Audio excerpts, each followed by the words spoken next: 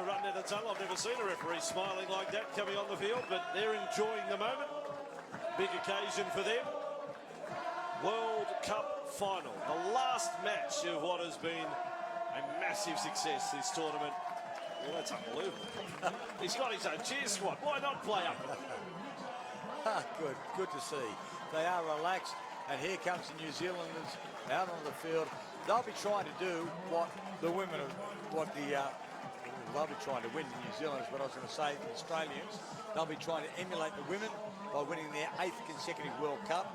In the final in Scotland, last World Cup 4 years ago, Andrew, 7-6 Australia over New Zealand. So that was tight. That will give them confidence. Although in the preliminary, it was a comfortable win to the Australians, 6 touchdowns to 2. But a final, anything can happen.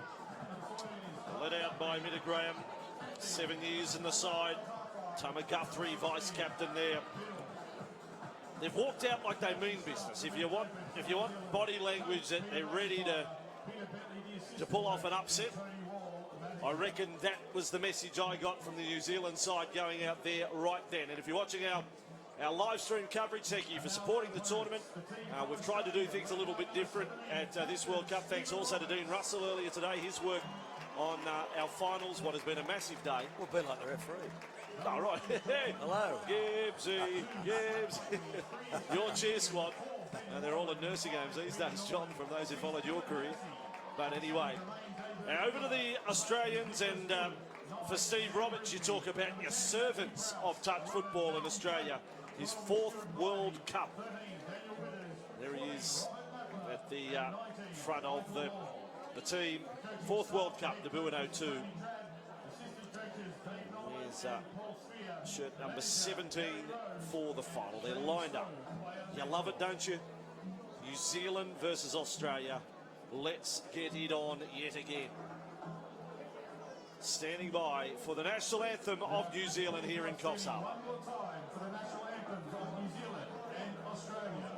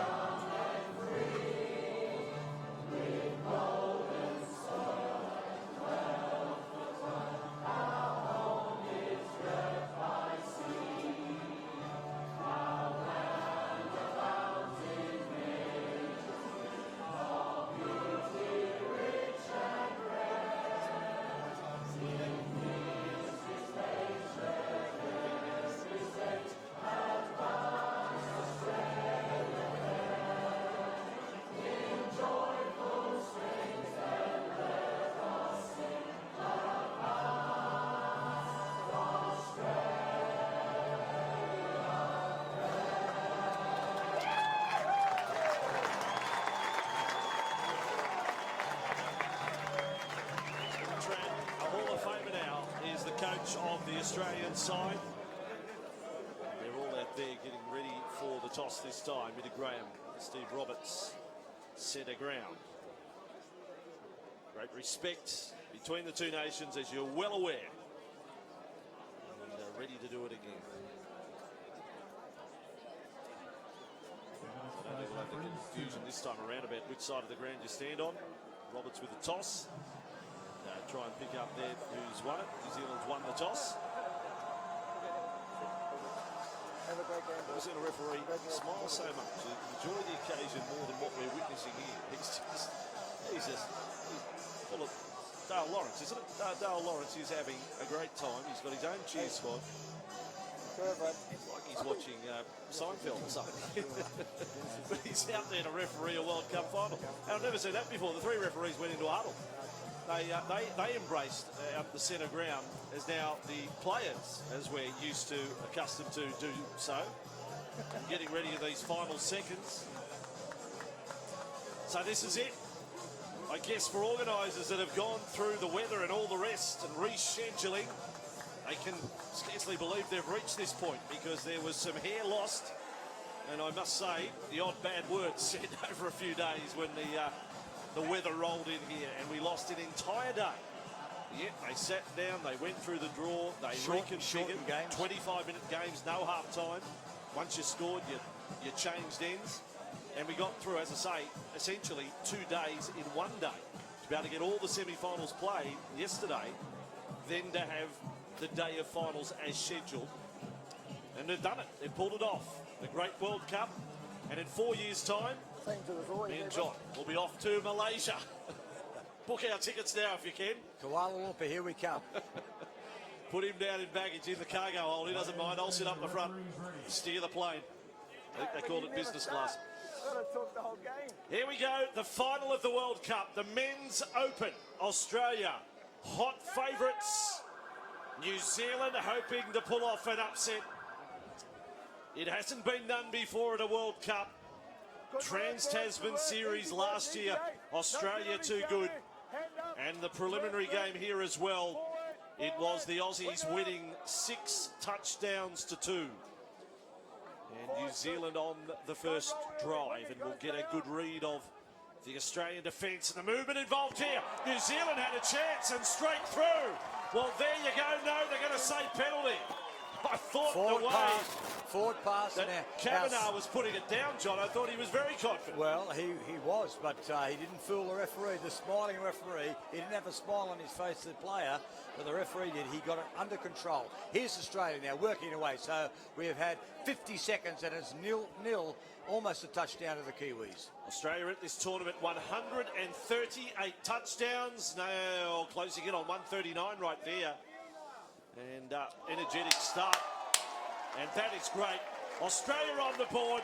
New Zealand thought they had the first one. Australia definitely do. Scotty Buckley has scored it for the green and gold. First visit downfield. Peter Norman's pass was just superb. It was exquisite.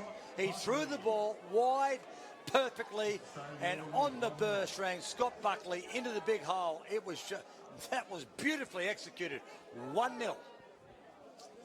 And this time New Zealand looked to counter, but not happening there. Samuel Brisby with a touch. So back to the 5-metre line for Shaquille Stone. It is a great camera angle to really appreciate what goes on in a game of touch. Defending 50 metres with 6 players. And how much work, how much energy is exhausted in doing that.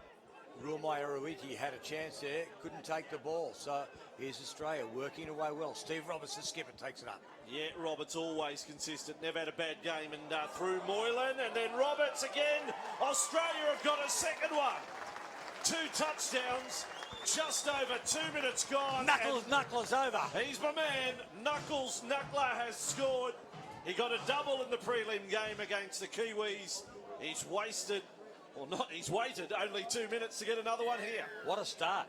2 minutes gone, 2 touchdowns, and they've been beautifully executed. Scott Buckley scoring the first one, and Robert Knuckler that one. Yeah, he's a good contributor, Robert Knuckler. It is his World Cup debut, but he's been on the Australian scene since 2009. There's the ball with Tama Guthrie taking them across. And now back to the right-hand corner. This time the Kiwis go close. And the Australian defence, pardon me, had to get a little desperate there. And they're trying to sweep across field. Guthrie again. Little flick up there from O'Hare. And Australia had the touch in Forward there, pass. and they will have the ball. Forward pass. So a little bit of pressure there. Defence has been good for the Australians in the opening 3 minutes. Their attack has been fantastic. 2 touchdowns after just 2 minutes, but 3 minutes in, it's 2-0. But Australia another Ray, and they're not dropping the ball. No mistakes. I know it's early, but no mistakes. That's the secret. Jermaine Dayberg-Muir on. He wears the jumper 7. Keep a watch of him. He's had plenty of touchdowns. Australia thought they may have a third.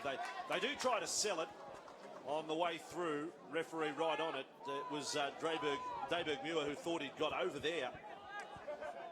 Just checking his tally. I think I got him down for 14. Yeah, 14 touchdowns in the tournament so far. Dayberg-Muir 16 for Nucla going into this. So he's up to 17 now as the leader for Australia. And also note that Scott Buckley had scored 14 going into this and got the first one. So there's a fair bit of competition for leading touchdown scorer for Australia here at the World Cup. Yeah, late pass there. So New Zealand already under pressure just a couple of minutes in.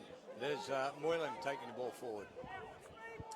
Just completing those touchdown stats for New Zealand. 14 touchdowns for Michael Kavanagh in the tournament.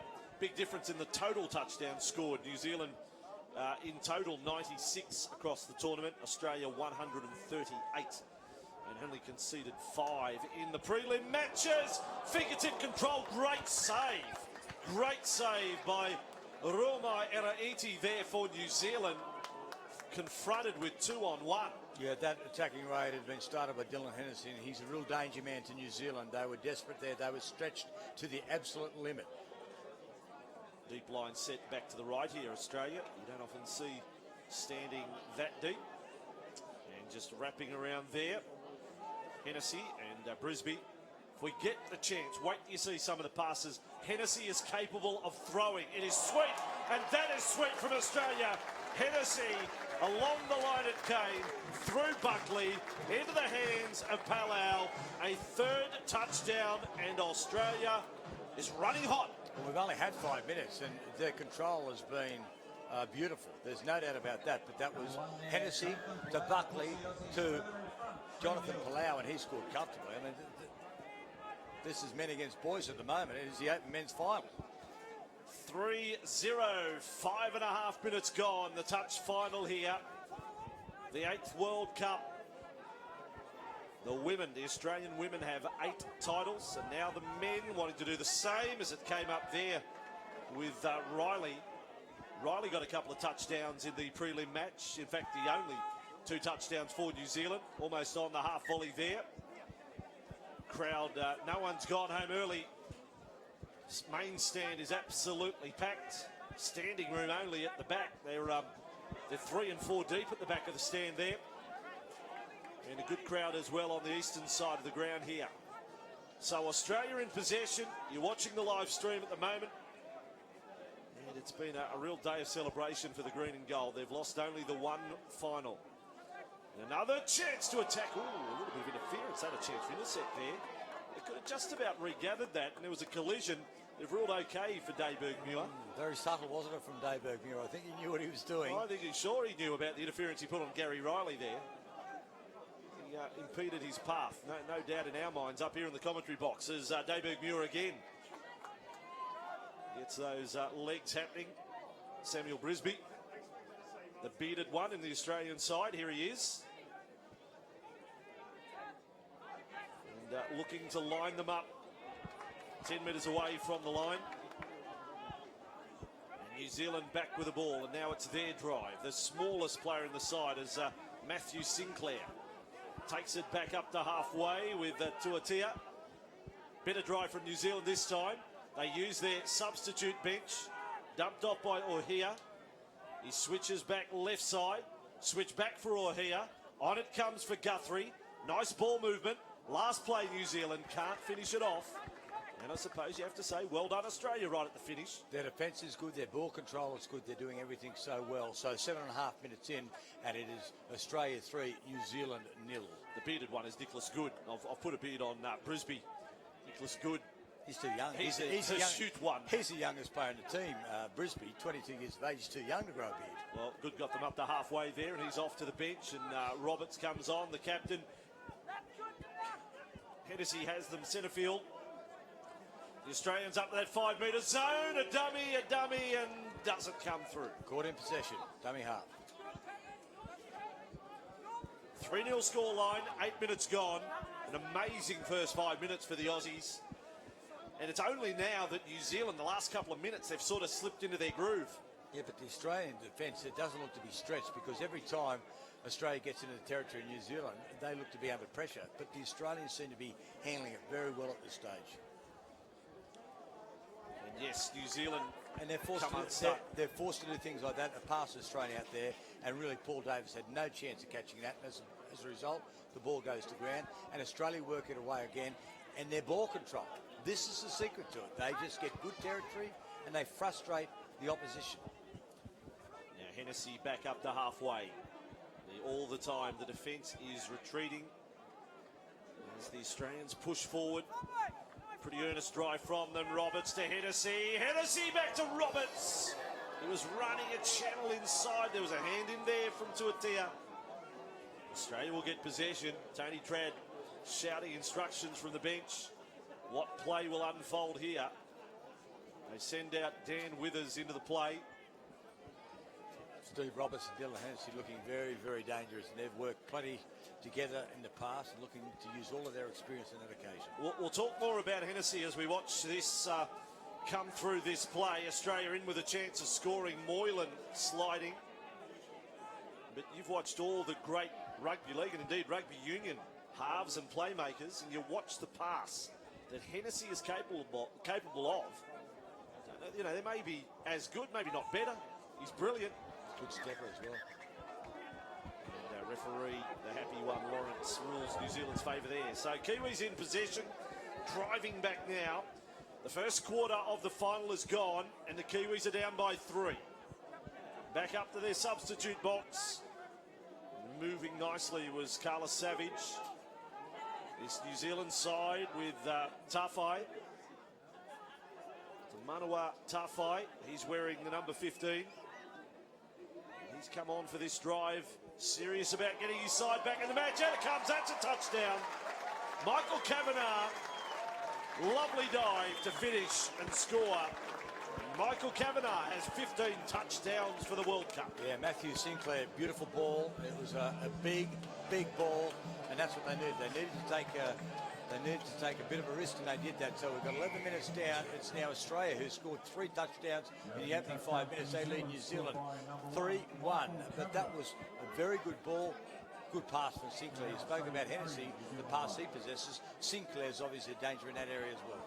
And Australian counter good, quick hands. New Zealand defence needed to be good to diffuse that. That was Heppy coming off the line with a man unmarked on his outside. That was a big play. Last one it is for Australia. There's a pass. Oh, yes. Palau. Well scored that. Mid-out. Dive, put it down. It had everything. Ah, that was beautiful. Kapow Palau. The long pass. It was very similar to the touchdown that was just scored against him. The long ball. I think it was Hennessy who threw that ball. It was long left, right to left. It mightn't have been Hennessy. It was one of the others just channeling him. He threw the long ball and he dived through the air. That was spectacular. Yeah, amazing take by Jonathan Palau and put down as well. The ball was travelling at some speed. High degree of difficulty. Guthrie and Graham. New Zealand down by 3 again at 4-1. Scooped up by Graham. He's got one again. Australia on the turnover. Look at this. You don't see it often. Cover defence coming from everywhere. That's not a touch. That's a push. And a penalty goes to Australia. Then a little one across the face. As Kavanagh wants a piece of it. He's in the wrong. Don't worry about that. Michael Kavanagh. A little bit of cheek being shown. Peter Norman there giving as good as he got, and he came up with a play the ball, but there was a shove there. That, I mean, if you were talking about rugby league circles, a real game, that may have been a professional foul, but he said that he gave him a little bit of a chop to the cheeks. So he's been in the bin. He's been and put the in the bin. penalty's been overturned as a result, because of his reaction being over the top. I think he gave a little bit of a slap to the opposition. He got pushed down. There's no question of that. He hit the player against the chops, and Peter Norman now goes to the sin bin. But, you know, Kavanagh had started it. I mean, it wasn't just the push. He got in the face of Norman, and Norman didn't like his space being invaded. But he's ended up in the sin bin. Kiwis with a chance at 4-1 down to come back against a 5-man defence. At the referee's discretion, the sin bin, he's still in there, Peter Norman. Right down the other end of the field, here are the Kiwis with Riley. Australia getting the ball. So anxious seconds for Norman watching this. Roberts for Australia. No mistakes now. They'll take every opportunity to get 6 on 6 again. Still 6 versus 5, but Australia has the ball. We've had 13 minutes of play. It's Australia 4, New Zealand 1. Yeah, and now Hennessy, up he goes, trying to turn the defence. He did that. A dummy. Now he's got a little two-step, flick out the back, and the Kiwis have dropped it. So Australia will get another 6 plays. And what's happened there? He was looking for Peter Norman. They were one man down. If they had the extra man, they would have been scoring. So he flicked it back on the inside. Hope more than anything, and luckily it was played out by New Zealand. So great opportunity here for Australia. It's a lengthy amount of time off the field for Norman here. He continues to watch on from the northern end away in the corner. In end goal, there's a fair shove as well from Dayberg Muir. Put Stone down. He was coming up for the touch and got it back times 100. Dayberg Muir, 10 metres out from the line. Good skip and pass. This is 5 against 6. And they are still stretching the New Zealand defence. Ball control is very good. Throwing hard, and that'll finish it up there. Peter Norman's saying, when are you going to let me come back on? Appealing to be left back on. And the referee, Lawrence, who binned him, is saying, you can get him back on now, but the control referee at the centre of play hasn't heard that. So they have to defend with 5, Australia. It's a little bit controversial, this. Norman should probably be back on now, I'm sure of it. New Zealand will try and exploit it. And through the centre on the last play. Good defence. Tarfai. That's wonderful from Australia. Peter Norman, look, he's still at the northern end of the ground with his arms in the air, and now he's allowed back on. So it's now 6 on 6. They've done a really good job there, the Australians, to keep New Zealand out, because they had about 3 minutes with only 5 men. Australia 4, New Zealand 1. We've got 4.5 minutes in the first half to go in the men's open final. 4-1 in the first half.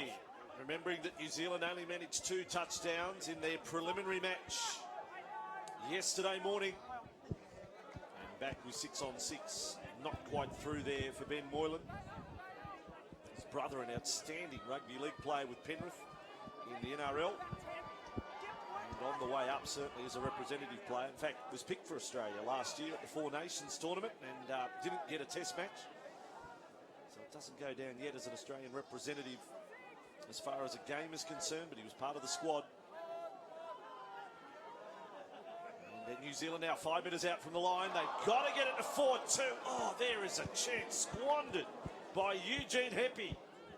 Very difficult one to take. Australia gets out of that one. So now they're working around. Here they go. Away they go. And sprinting down the side. It's a huge run for Dr. Prowse. Matt Prowse, the doctor in the Australian side, has sprinted away to score. It's another touchdown. It is 5 in the first half. And I know we see them more often than not, the wings, the men on the flank, with the big dives to finish. It's great to see one striding away like that. Oh, that was good overlap play. Well executed again. And down the flank he went, down the eastern flank here across Harbour. And they weren't going to catch him. And Matt Prowse, he scores in the final. And look, they're making too many errors. There's a fundamental handling error from New Zealand. They're putting themselves under enormous pressure. They'll score again here, Australia. It is a big scoreline at 5-1 to the Aussies, and maybe not finished yet in this first half. And that is a 5-1 scoreline, even allowing for Norman in the time that he was in the bin, where they had to defend, 3 sets with 5 men? And look at the zest in attack. Oh, great play. There is another. Norman gathers it in. They're just too good, Australia. That was Scott Buckley in the lead-up. And there's not a defender in sight. No, they're giving them a shellacking. 6-1, and we still have over 2 minutes. We've got about 2 minutes and 10 seconds of this first half remaining. 6-1. And they're making too many errors. They're giving the ball to Australia. Australia is being very miserly. Their ball control has been very good, and they're attacking at every option, and they're growing in confidence by the second, let alone the minute. The New Zealand defence ripped open in this first half, savaged. As are now looking for somewhat of a consolation touchdown coming up to half-time to try and get it back to 6-2. Dumped off there by Davis. They've got some wonderful players, and not quite there. New Zealand contests that Australia had a hand in all of that. The referee disagrees, and the Aussies will get one more chance to score coming up to half-time. Yeah, that was wild, and it was never really on because they'd marked up. They didn't have an overlap. It was just a throw and hope. Roberts just slowing things down. The skipper, the good skipper he is, doubling around. Look at the ground they're making. Well, they want to be in an attacking position at the end of this set. At least have a couple of plays to work something on a New Zealand defence that is lacking confidence. Hennessy through the centre. Here he goes. One-handed scoop is lovely. Left to right pass is precision. I don't know about the flick. And it's unsuccessful as far as Australia is concerned. So New Zealand in possession, but final minute of a first half where things have gone mightily pear-shaped with a 6-1 scoreline. And it doesn't appear as if the Australians have any inclination to clock off at all. They are thinking a big number at the moment. Tony Trad at half-time will keep them on the case. Don't give them a sniff. I'm sure is what he will want said. Heppy on the right side for New Zealand. Another long bullet-like pass. Centre field for Sinclair. Little Sinclair's offloaded. What about some of these passes? Across for Graham. Dummies on the inside ball. Great defence. And Right runs it over over. half-time, and the call was out there. Defend, defend, defend. Australia will take a 6-1 lead to the half-time break. Yes, indeed. What a statement made in the first 20 minutes by Australia. The big game. This is the big show. It is the World Cup final, and the Australian side lead the Men's Open decider against New Zealand 6-1. And I suppose, John, you've got to go back to the very first 2 minutes of this decider. Australia had 2 touchdowns on the board. 2 minutes gone, 2-0 lead. 3 and 5 minutes, Andrew. So it was a great start. And when they went to the flanks, they were causing all sorts of problems. Knackler, Jonathan Palau, a couple of spectacular efforts as well. We saw Matthew Prowse streaking down the flank. So Dylan Hennessy and Roberts controlling the middle. They're getting the defenders to come in, and then they send it wide. And on the back of some really good ball control, they're dominating this game completely. 6-1 at half-time. I don't think they can come back. I'd like them to come back for the interest here. Big crowd at Coffs Harbour, but I doubt whether they can come back. They've lost their confidence. Well, they're bouncing in there, the Australian huddle. Look at Steve Roberts address the players, and look, I'm going to paraphrase. I think he's saying no mercy. You know, like, make this a night to remember. Wearing the Australian strip at a World Cup final. Get the job done. Let's not give them any easy touchdowns. Let's use our heads though. He was pointing his ear. Let's not give them an opportunity. Let's use our heads, play smart, and continue to control the ball. 6-1 scoreline. And there's the picture of the New Zealand huddle. Probably time we loosen the ties. And John, you've sartorial splendour. I think you can roll up the sleeves here. I think this is going to be a second half where there's going to be a bit of action. New Zealand's got nothing to lose, so they will be thrown. And they will have a red-hot go. It's 6-1. They're 5 down. So Gibbsy, loosen up a little bit, will you? Loosen up a little bit. I'll tell you what might happen, and I think Steve Roberts is the captain. I think he's cognizant of this. He doesn't want any needle. He doesn't want to be sucked into the opposition's tactics, because if they get a litle bit foul, things could go pear-shaped for the Australians. They just want to keep going as they are at the moment. All right, my friend, we're going to go back down to the ground. Chris is beside the huddle as Tony Trad issues the last instructions to the Australian side.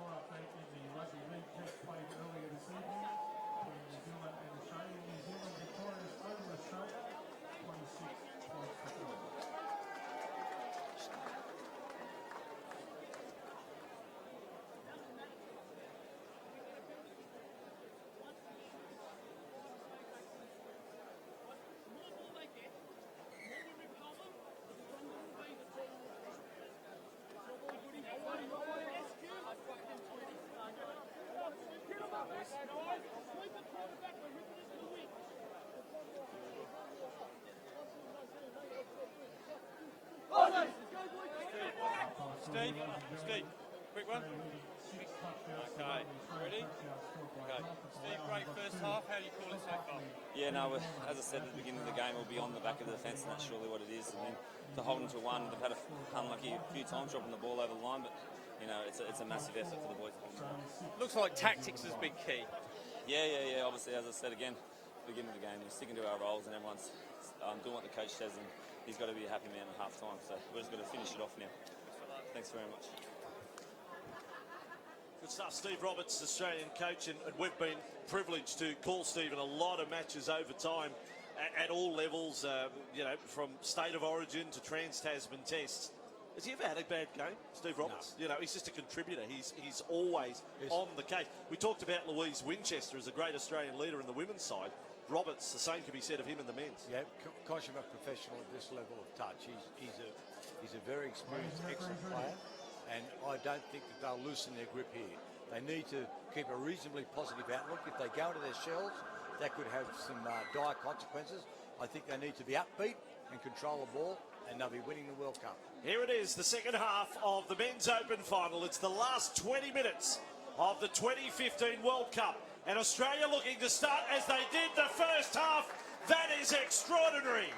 Norman has gone over, stopped the clock, 18 seconds.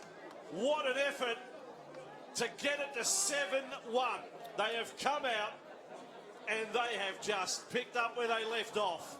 High intensity, great skill. Well, if New Zealand, Andrew, thought they were going to get back into the game, they just got a rude shock there. And Peter Norman's been outstanding. He's had a great game. And that's notwithstanding that he had 2 or 3 minutes in the sin bin. Wow. New Zealand. You know, they're thinking, yeah, well, you know, if we can get 1 or 2 touchdowns, put a bit of pressure on, and then they're down by another one. That's now a pass which has floated some 2 metres forward, thrown forward, and penalty Australia. And that's going to happen because they realise now we've had 1 minute of the second half. They need to do something very special in the second half, so they have to take risks. And Australia's defence is too good. You're not talking about a mud side. This is the side that has won the previous 7 World Cups. They're not going to relinquish this. And many of them part of the squad from 2011 in Scotland. So there's also that it's only combination. Only three players on debut here. And here's Australia on the last play looking for it. Oh, they would have had another one. It would have been another one for Palau. He pulled off a miraculous take in the first half. That was probably half as easy. It was still difficult, mind you. And wasn't able to pull it off. 7-1 scoreline, and 18 minutes remain. It could be a long 18 minutes if Australia stay in this form. New Zealand, their confidence is shattered here. It is not the way they'd intended this decider to transpire here in Coffs Harbour. Paul Davis now with the ball, and linking up there with Riley. Riley gets it over the top. He's opened them up. They get a touchdown. Well done. Runai Eraiti scores in the corner for the Kiwis. They double their tally to 2. Yeah, good work there. Gary Riley's done a good job because he had a double pump, and then in the end, the defenders went to him. There was space on the outside, and Eraiti was out there all by himself. So that was a comfortable one. So we've had a touchdown apiece in the opening couple of minutes of the second half. To examine what exactly happened to the Australian defence there. You sort of came out of the blue that there was a gap of some 15 metres between the last defender and the sideline for New Zealand to score. I think they've been encouraging them to do that too because they've come up with some errors by doing that, but they won't leave it always open. And Australia extending out to the left side. Robin Nackler joins the crowd for a moment. But New Zealand will have the ball. So it served them well. They've been playing that compressed defence, and it's forced some wild passes. On that occasion, it was a good pass. Let's give Riley credit. But the more often they have to throw the longer passes, the more often they can come unstuck. So the other squads that have stuck around to watch the final, and they've got fireworks planned for the end and the rest. And I think the after party, Shannon Noel performing as New Zealand with the ball, and Mida Graham not able to pull something off there. This will be hurting Mida Graham. This scoreline right at the moment at 7-2. For New Zealand's sake, you know, if they can get the 7-3, 7-4, I'm not saying they're going to win and pull off, you know, the amazing if they do that feat. They get a sniff. But get back to 3 or 4, and then we'll see where they are then. If there's 7 or 8 minutes to go, just take stock of the situation. But They can't afford to concede another touchdown. 16 minutes to go. And Good trying to run the show here on the last play. Is there an overlap? There isn't. And the New Zealand defence equal to the task, although a penalty goes Australia's way. Offside. And this is on that 5 metre line that they will start another set of 6 plays. You've got to think that they've got something planned. So pulling the defenders off their line. As a Good combines with Dayberg-Muir. Told you he had 14 touchdowns for the tournament going into this one. Kappa's gone flying. Australia at the right side. Was there a touch? Norman thinks he's gone over again. He has. Defender must have been offside as well, and Norman scores another touchdown. Yeah, called out. He was called out. What a night he's having. Yep, just too good. He's got so much speed. Peter Norman, we've seen him do some really special things. He should be fresh, though. He had that stint in the sin bin. He's playing very well. But Dayberg-Muir there did a good job, and also Nicholas Good. I think they were very heavily involved in the lead up to that try, well executed. Who first called Norman playing for Australia back at the 2010 Trans-Tasman. And he is going to be a mainstay of this side, looking forward to the next World Cup in Malaysia. New Zealand down by 6, not getting through with Guthrie, the vice-captain of the squad. And Australia have possession now.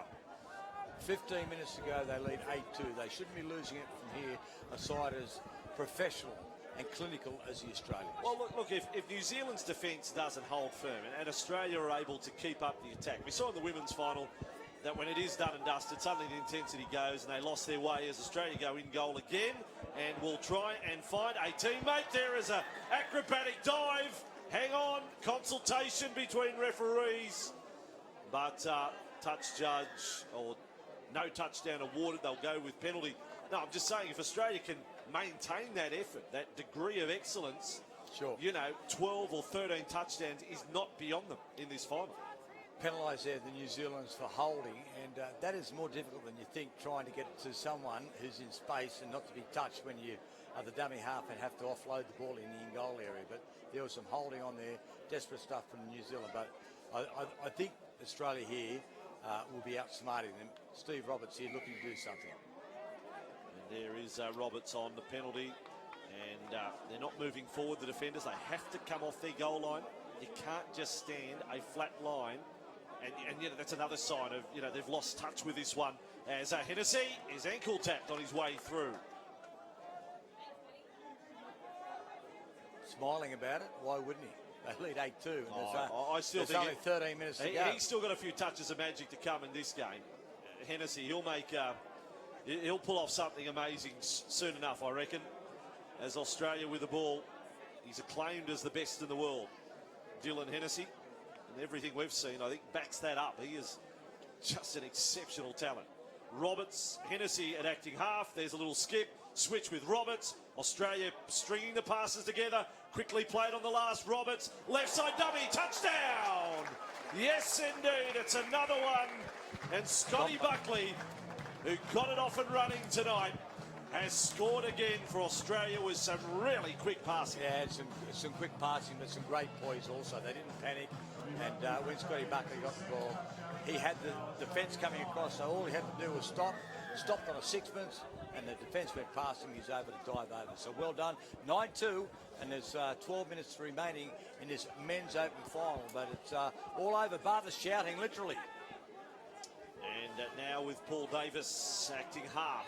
A little fake there to the left. He'll get it back.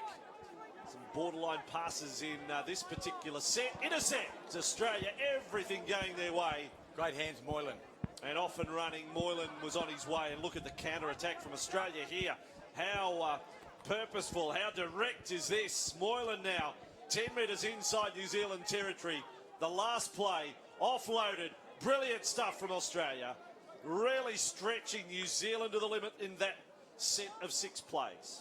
But even that last play, when there's an opportunity to just throw the ball, they don't throw it away. They're not frivolous with it, and that is what has set up this victory.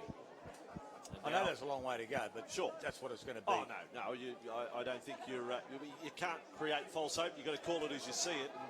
And 9-2 has been incredibly dominant here So they're playing for pride. We say that so often in a sporting event, but they need to do something to give themselves a little bit of confidence. And a penalty there, so they'll get another 6 plays. And back for Shaquille Stone to restart it, take it back. Sean Law calling for it. He's got the 5. Now he's at acting half. Quickly on to Stone, and the defence is good. Hennessy as a defender that time. You can't just be all about attack and touch. You've got to be able to defend and communicate, work as a team, as part of a team.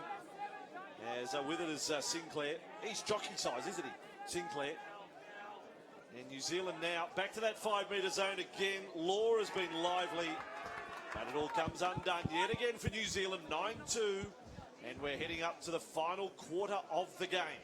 If you control the ball like the Australians have done, you've got some weapons like Dylan Hennessy, Steve Roberts, what he can put on, then you're going to always be creating lots of opportunities, and New Zealand haven't been able to withstand it. Now, there was a rare error from the Australians, but it's not of much consequence because 10 to go, Australia 9, New Zealand 2, but a good opportunity here for the Kiwis to get a touchdown back. The gum-chewing man with the green shirt is the Australian coach, Tony Tradd, and it was Monday night coming into the tournament that he was added to the Hall of Fame in Australian touch football. So tremendous honour, and this would certainly cap off the week for Tony Tradd. Good fella.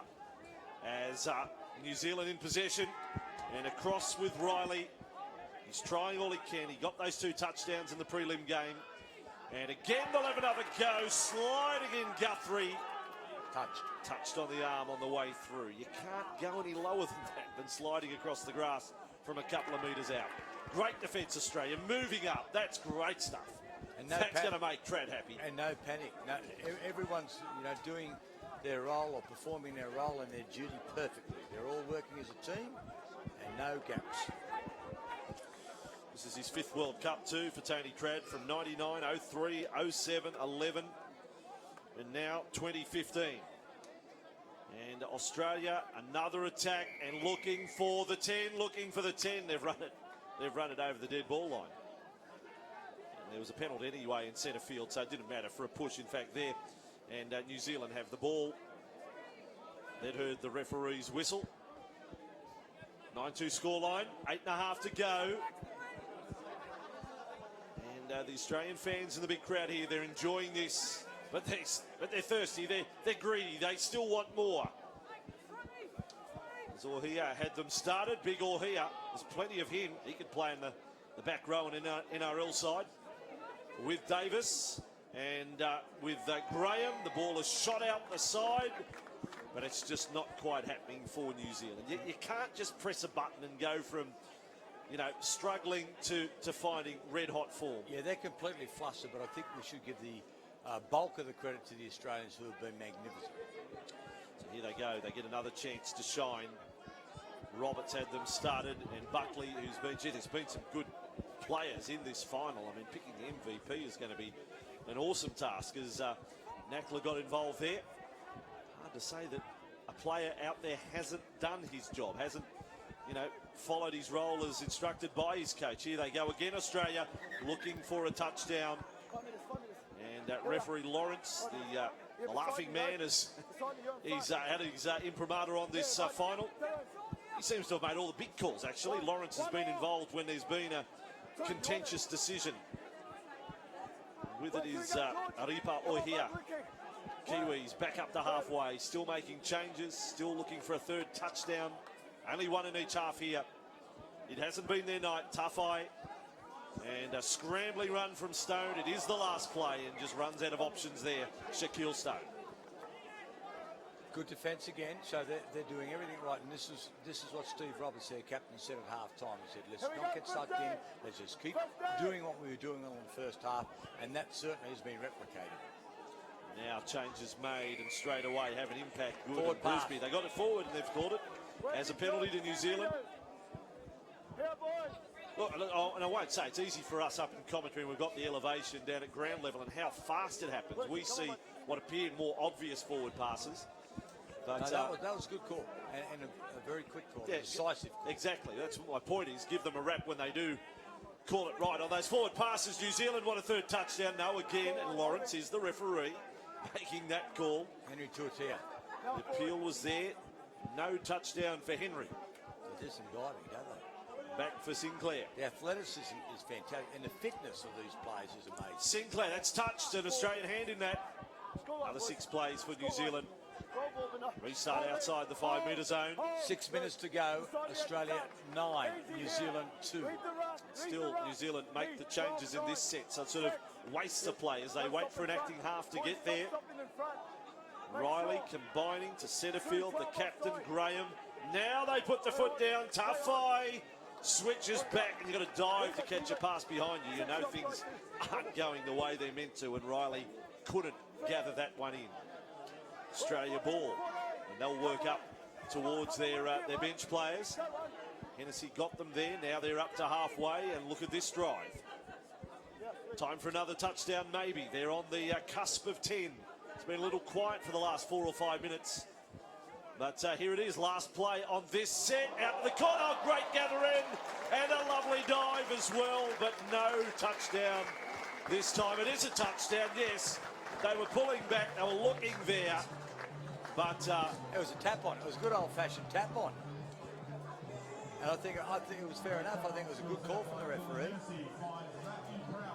well, why not celebrate the good doctor? Well, we saw Prowse, Runaway touchdown the first half. and that was just some real skill. It was quite deft. It was a tap on. It was intentional, and it hit the mark. They all pause before they award it, and you always get the appeals of the opposition. And I guess you could say protest dismissed on that last one. That little sublime touch there was from Dylan Hennessy again, showing his complete bag of tricks. Not only can he fire it like a bullet, but he realised if he could just give it the tap on, like we see often in a normal game of rugby league, then it was going to be successful, and it worked perfectly. 4 minutes to go, World Cup final, men's open, 10-2. The women too good, the Australian women over New Zealand. Australia came from behind to win the mixed open final, having trailed 5-4. They won 8-5. That's what it means to us. Stuart Bridie there has just put the ball down, and he spanked the ground because he's so disappointed they made a mistake. So they have been on. 8 touchdown margin as New Zealand get a penalty inside the Australian half. It's a phenomenal achievement when you think about it, that the Australian women have won 8 consecutive World Cups, and so have the men won 8 consecutive World Cups. That is domination. And you get to sit on the title for another 4 years. I mean, you know, you get to total bragging rights until they meet again in Malaysia. And now New Zealand, can they get to 3? They get a penalty here. Another chance, but as good as Australia's attack has been, their defence, I guess you could say, has probably even been better.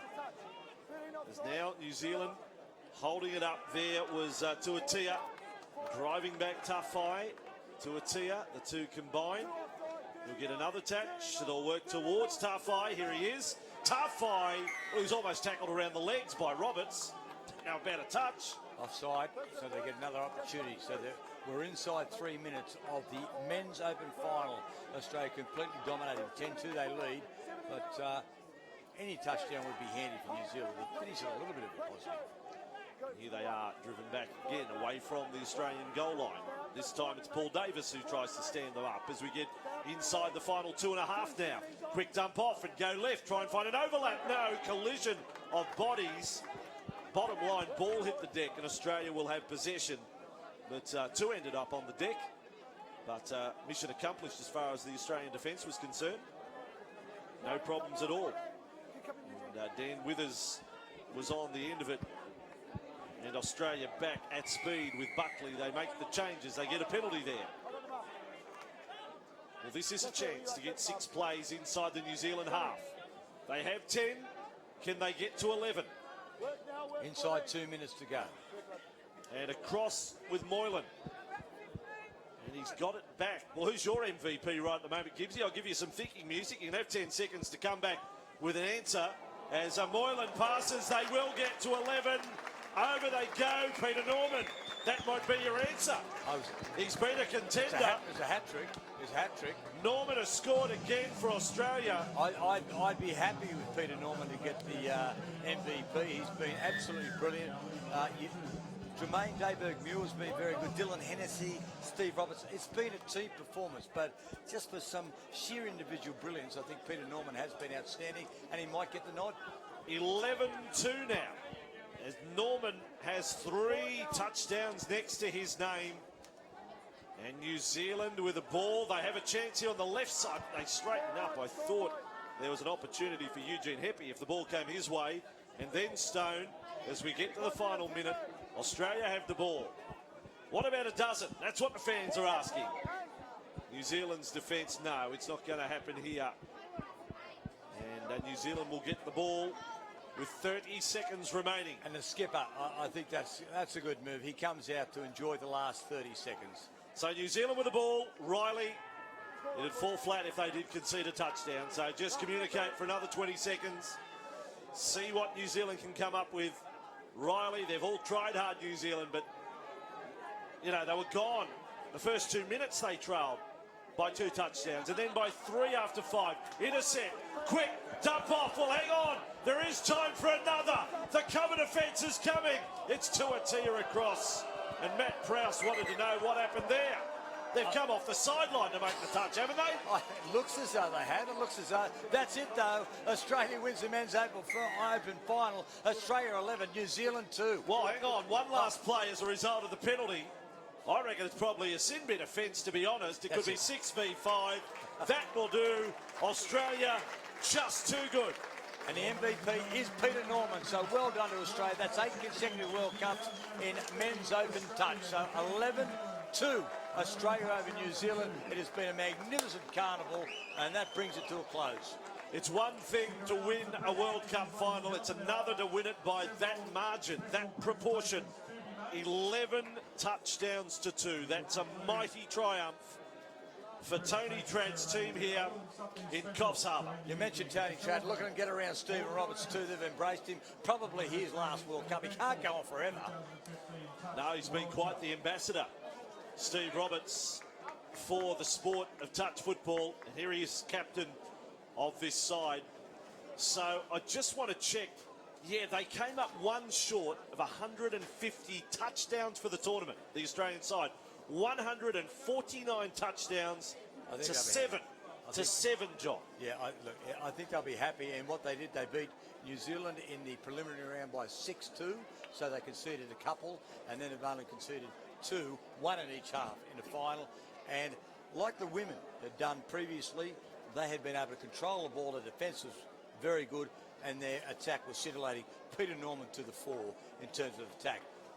I tell you too, just in a quick synopsis of how things have gone for Australia, I'll give a rap for Fiji in one of the prelim games, Australia versus Fiji, 6-2 scoreline at the end. It was only 25 minutes. We had the shortened games, but Fiji managed to get 2 touchdowns against Australia and only concede 6. That was the same scoreline as Australia beat New Zealand in their prelim game. So no team scored more than 2 touchdowns against Australia in this tournament, and Fiji, well, one of those teams to score 2, so well done to them.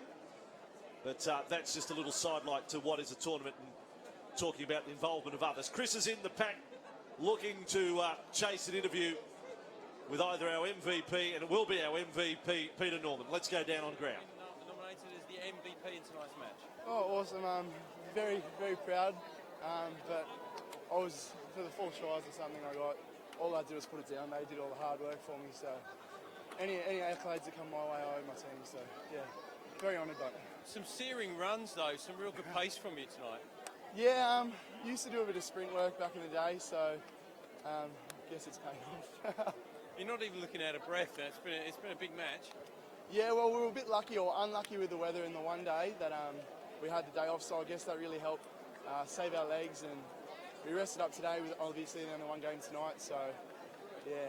It seemed like there's a lot of tactics, like the tactical play seemed to really pay dividends.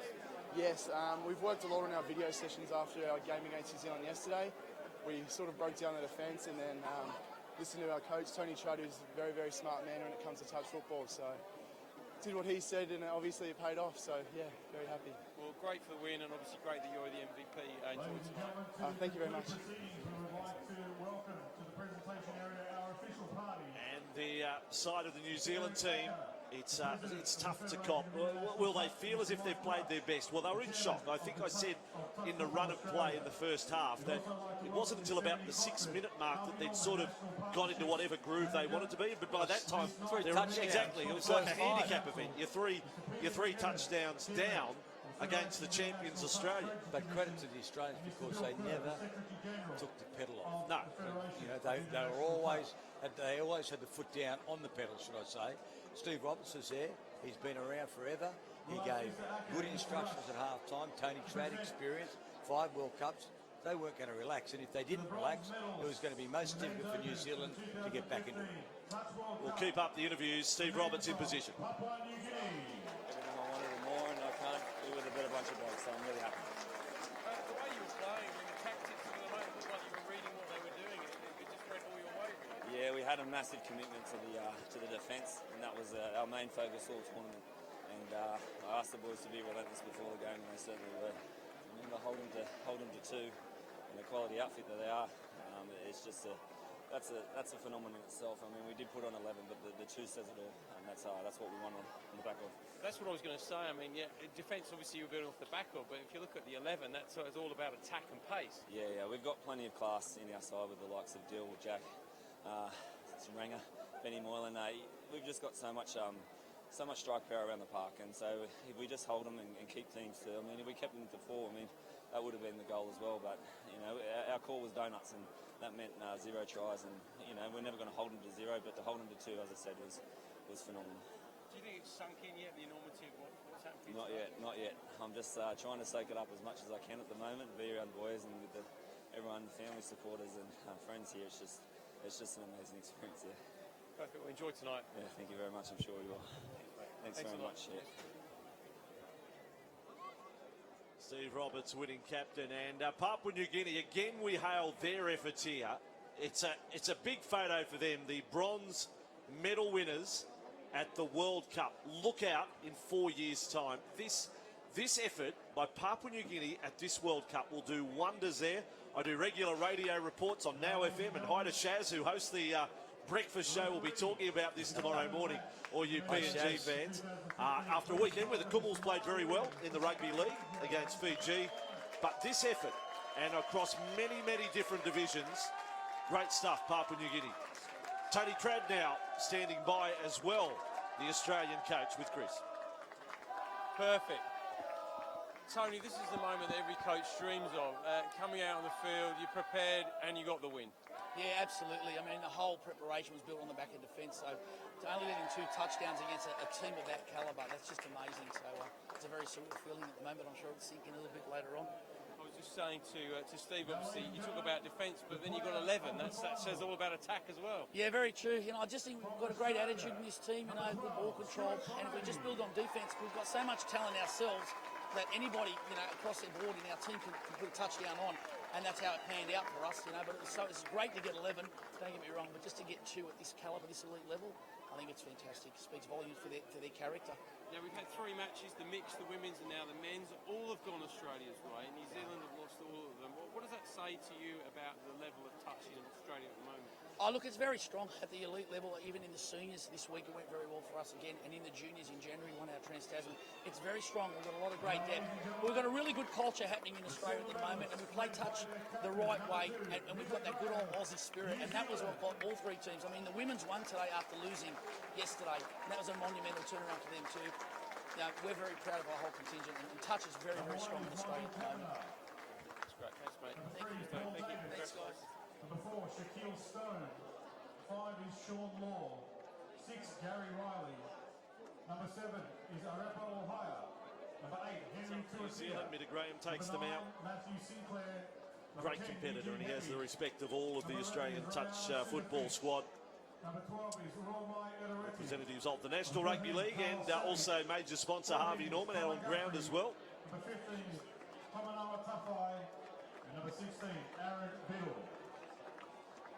It's nice to have Eric Aker here too, who's the president of the French Association, and he's the international president too. So good to see so many dignitaries here. And the bronze medal playoff, which you mentioned with Papua New Guinea winning, Andrew, it was an 8-7 victory over South Africa. So well done to PNG, but well done to Australia. The men's and women's, there's been 8 World Cups, started back in 1988 at Carrara on the Gold Coast, and here we are in Coffs Harbour. We had another one in Sydney. So 3 of the World Cups, 3 of the 8 have been in Australia. Australia has won every one of the men's and every one of the women's. That is phenomenal. I'm pretty sure we are going to have some fireworks, aren't we? You're going to have some real fireworks. I think we were shown 1 or 2 that went off a little early before the game. And I think the ground announcer said that there is going to be the full show to come. But first things first, Australia have to get hold of the trophy and the medals. I did notice the referees while all this was going. They had their own flag. They had their own. I've never seen that before. It's great support. The smiling referee's got his daughter here, and she's got the ribbons in the colours of the referees. Yes, the referees had their own flag that was being made that came out. So great show of unity. Moment here for Steve Roberts. This is what you play for. The trophy moments. And Roberts will lead his team over to get the medallions, and then the major trophy is theirs. 5, Peter Norman. Number 6, Dylan Hennessy. 7, Jermaine Dayberg-Muir. Number 8, Nicholas Good. Number 9, Samuel Brisby. Malaysia in 4 years' time, that's where we'll be for the 9th World Cup. Number 12, Stuart Bridie. Number 13, Daniel Withers. And I guess the expectations, or there's an anticipation that even more nations competing by the time that 2019 rolls around. I think male and female is such a growing sport. There's no doubt.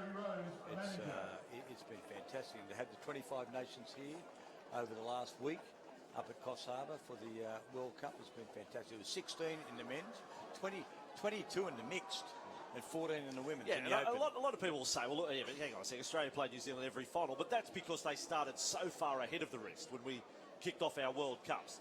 I mean, the others are starting to come up, and you've only had to watch the results over the last few days and see the scores come in and the score lines. They're all improving. They're all improving. There's more playing. You know, it's not going to happen anytime soon, but it's going to continue to improve. And it's great for the sport, and it's great that we can get them together for events such as this. When you consider it, we had the first World Cup in 1988. The first Trans-Tasman Test match wasn't until 1985. So, relatively speaking, 30 years, it's a young sport. That's the touch judge. Lawrence, your friend, is being cheered up. Chaired off the field. A referee's being chaired off the field. Well, you see extraordinary things at a touch football World Cup. I've now seen a referee's flag, and I've now seen a referee chaired off the field and given a standing ovation by, well, 3 blokes who were standing in any case. They clapped, so that's a standing ovation. He's torn his hamstring. Across here, some have left, others here to celebrate with the Australian team. Of an award named in honour of a gentleman who gave What we did have also earlier today, talking about the referee being chaired up the race there, we had a couple of members of the Hong Kong team, one proposed to the other in the mixed team. This trophy is amazing. And she said yes. There was a marriage proposal out on the field. The lad grabbed the microphone, showed great poise, and asked his teammate to marry him. And then she said yes. And they went to the Chinese restaurant in town here in Coffs Harbour. The young man was in a bit of a hurry. He ordered the short soup, and he said, "What? Will a short suit be long?" Because I've got to go back to Hong Kong. That's it. Oh, I think he had other things on mind, to be perfectly frank. So it's had it all. World Cup. You're not as dim as you seem. I think it's probably you've had enough of Voss and Gibbs for one day. But thank you for supporting the tournament, all of those that have come online on the streaming service. As I said, we wanted to do something a little different this time, and we know that we've had a great feedback to it. And thank you again to Dean Russell for his commentary work earlier in the day. So the sport is only going to get bigger and better. We assure you of that. But again, thanks to all those, and congratulations to all those that have made this event in Coffs Harbour such an amazing success. But Australia, from the touch football side of things, just too good, all class, winning mixed open, winning the women's, then winning the men's final, the big three to finish the day. And the way they did it was probably what you'll remember most out of the day. A quick post-mortem, Gibbsy. Yeah, no, it's been fabulous. There's been some trying circumstances up here in Coffs Harbour. Everyone handled it well. We've had a magnificent tournament, 25 nations, 90 teams. Congratulations to all concerned. The athleticism of the athletes that we've seen on show has been magnificent. We are going to have the mandatory fireworks, and we will see you in Malaysia in 4 years' time.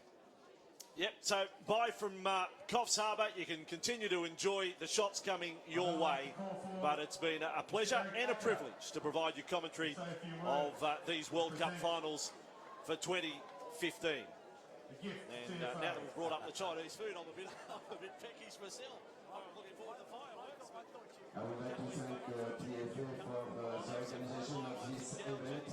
It has been a great event, very well organized, and thank you very much. World Cups and food, they go just hand in hand with me. Alrighty, fireworks to come. Trophies have been handed out because I was a little deceived by the photo, the little plaque. I was thinking, that's not the trophy I saw out the back. They got this little plaque. Here we go. But the big trophies are to come. The presentation of the Opens World Cup and the overall World Cup. The champions for 2015, Australia. We have Mr. Colin Maguire, the CEO of Touch Football Australia, and all team captains to come forward. So all the Australian captains will go in here. This is a nice touch too, as Australia take the overall title as well. And the captains that are still there, Kylie Hilda and Louise Winchester out there with Stephen Roberts. They will accept the trophy. Kylie Hill borrowing one of the boys' medals. So she looks the part there. We're doing overtime here, John. I thought I'd give him a final speech. You'd given your post-mortem. What about the fireworks? It's live streaming. They could follow us around tonight. If we can take this away with us, they could follow us tonight. We see how we go. Are you going to the after party? No, a bit old for that. We're up early tomorrow morning. We've got a flight from Port Macquarie. Little drive with you, John, as if I had enough of you for one day. Is Coffs Harbour Airport closed? What happens? Sitting with you for 2 hours in the car tomorrow morning. What are we doing that for? What's wrong with Coffs Harbour? I had a beautiful flight into Coffs Harbour today. Yeah. Those who don't know, John travels with a ukulele. It's great company. Pulls out. You can't play it, but gives it a crack. Anyway, there is the shot with the captains. And how good have they been? That trio alone, let's get serious on what they've given to touch football. They are all inspirations. They are all ambassadors, even though they're current players. Roberts, Hilda and Winchester. So the trophy cabinet of Australian touch football will be Stephen Roberts. overflowing. Stephen Roberts is about to speak. To a lot of thank yous. Firstly, on behalf of the men's, I want to thank Lisa and his boys for not just today, but for the last few years. The competition, it's always played in good spirits. It's fierce, but it's always played in good spirits, and I want to thank you for another great competition. Thanks, boys.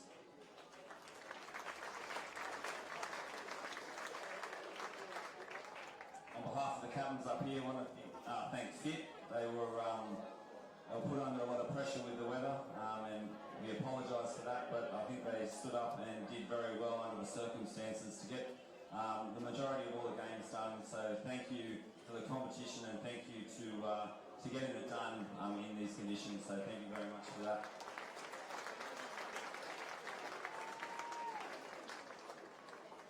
To the officials as well, thank you for adjudicating the games as best you can.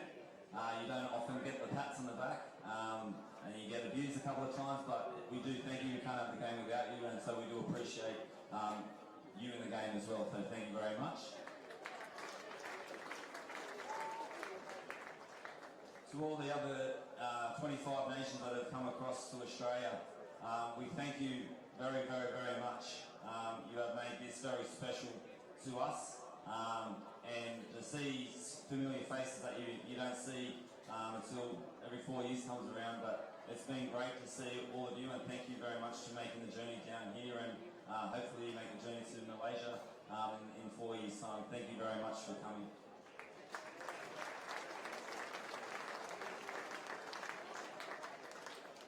And it was fitting that my wonderful cousin standing next to me reminded me to thank the family and friends and all the supporters for coming. Thank you very much. Your cheers have been very much appreciated. To the Aussies, thank you, TFA, thank you very much. He's covered it all, Steve Roberts. And I may have said earlier, now the fireworks. Bill Kerr's going to say a few things. We're just a little bit off. The fireworks, the crowd that are still here, they're well and truly ready. Despite the weather, despite the floods, despite having sun out today to burn the English, they have produced a magnificent World Cup, and I'd like to make this presentation to the CEO of Australian Touch and my very good friend Colin Maguire.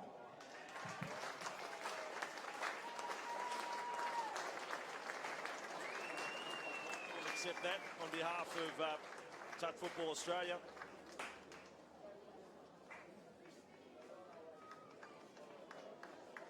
The third World Cup has been staged We in may Australia not now see so and much of completed. each other now, although I believe we are playing golf tomorrow. They won't see me because I'll be in the bush looking for my ball. And now I'd like to move towards the handing over responsibilities for the next World Cup. But before I do that, I'd like to put your memories to this.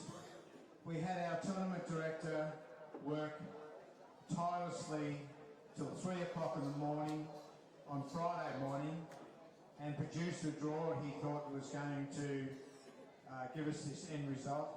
He came down to the grounds at 7:30 and the powers to be, all the intelligentes, got into a room and we decided, no, Friday's out. Can you go home and do a draw now to fit 2 days into one?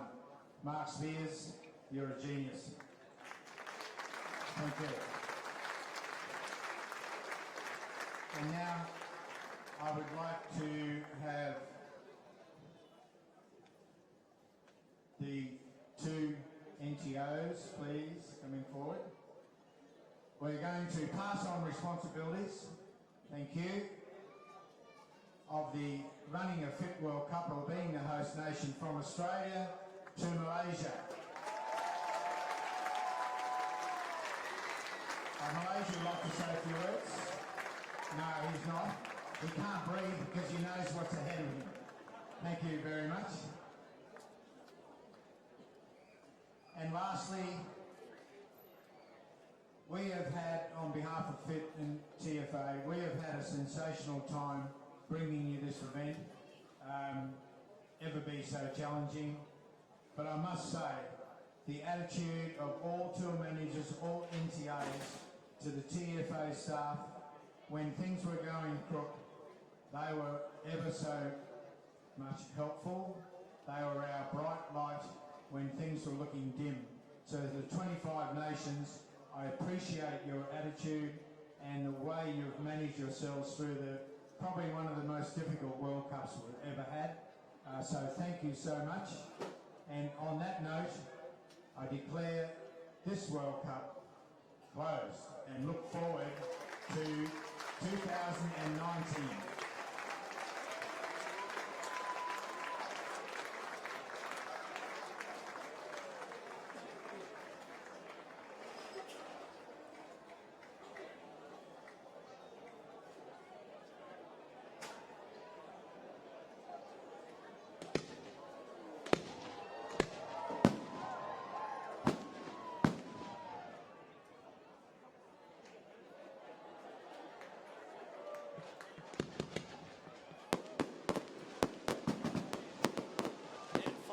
Over Coffs Harbour International Sports Stadium.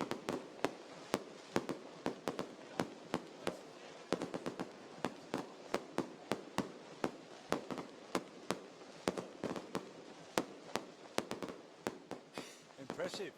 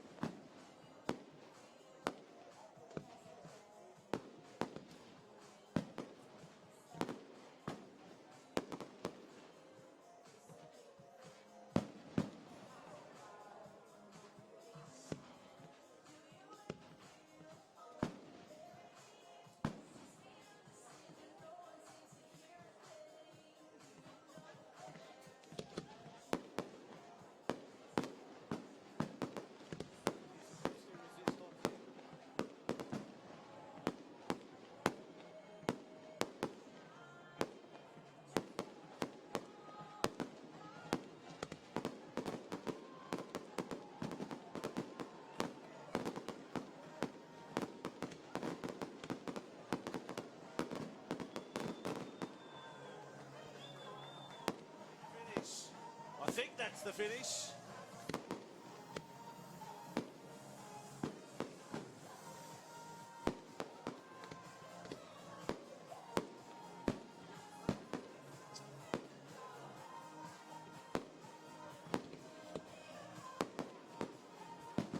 Well, they're getting bigger and higher now.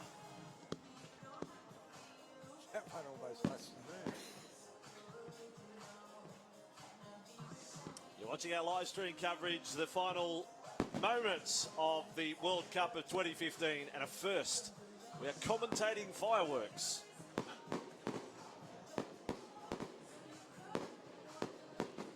The backing music is supplied. That was from the Madagascar 2, wasn't it? I'm not sure. I'm just enthralled at the fireworks. There they go. The big finale here. That's it. No, it's No. not. No, it's not.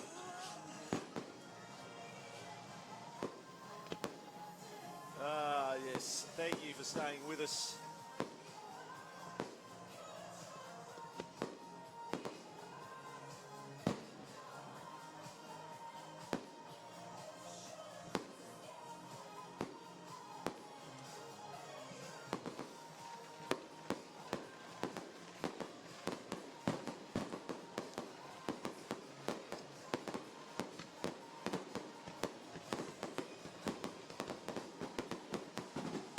Wow.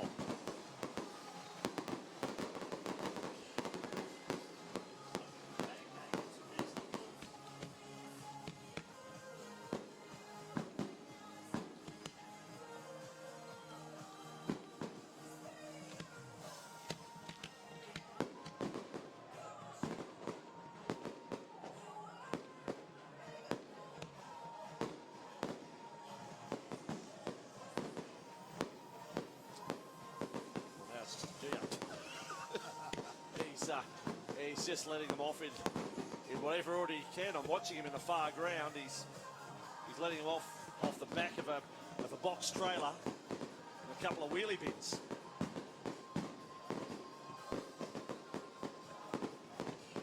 And he certainly has built up, because we thought we had a couple of finishes in there, but he's got more to come. I'm not prepared to say this is going to end any time in the next 10 minutes.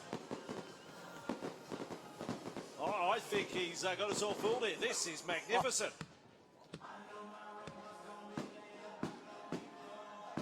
And higher they go. I think that could be it. You're prepared to say it? I'm prepared to You're say prepared to that's say it. done and dusted? Ah, that was superb. That is it. No, it's not. It's not. There's more. I can't believe this. This is amazing stuff. Just as well we're flying out of Port Macquarie, we might miss our flight. That has got to be it. Thank you. Thanks, everyone. The touch football was outstanding. The fireworks was interesting. It was spectacular and interesting. Thank you for your company. That's John Gibbs. I'm Andrew Voss. It's been a real pleasure. See you next time. Bye-bye.